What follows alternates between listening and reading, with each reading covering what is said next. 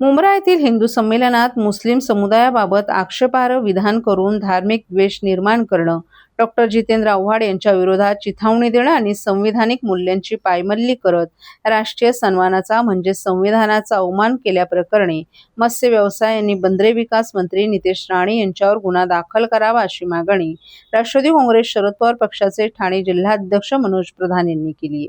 या संदर्भात त्यांनी नौपाडा पोलीस ठाण्यात लेखी फिर्यादही दिली आहे.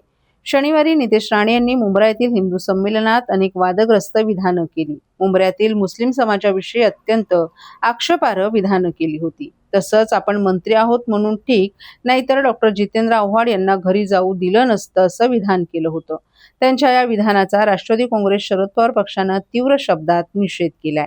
सोमवारी सकाळी मनोज प्रधान यांच्या नेतृत्वाखाली महिला अध्यक्षा मनीषा भगत, युवक अध्यक्ष अभिजित पवार यांनी सहाय्यक पोलीस आयुक्त संभाजी जाधव आणि नौपाडा पोलीस स्टेशनचे वरिष्ठ पोलीस निरीक्षक अभय महाजन यांची भेट घेऊन न्यायसंहिता कलम 299 नुसार राष्ट्रीय सन्मान अपमान प्रतिबंधक कायदा 1971 अन्वये गुन्हा दाखल करावा अशी लेखी फिर्याद दिली आहे. याबाबत पत्रकारांशी संवाद साधताना मनोज प्रधान यांनी मुंब्रा कोसा भागात अनेक वर्षांपासून हिंदू मुस्लिम गुण्यागोविंदानं राहत असल्याचं सांगितलं.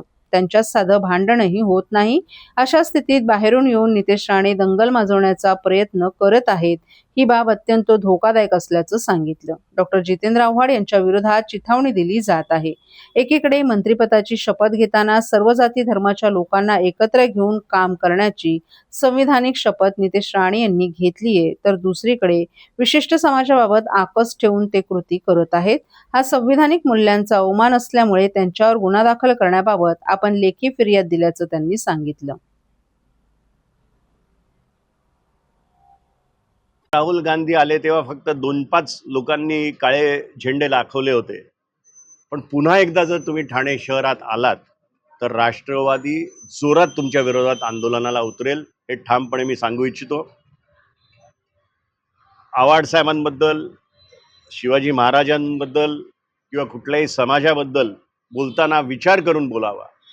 आणि आपल्या माध्यमातून एक शेवटची गोष्ट मी राज्यपाल साहेबांना सांगू इच्छितो की जी शपथ त्यांनी घेतली त्याच्या विरोधात ते जाऊन काम करतायत, म्हणून त्यांचा राजीनामा त्यांनी घ्यावा. आज ACP साहेब आणि सिनियर साहेबांना आम्ही एक 0 FIR करायची विनंती केली आहे.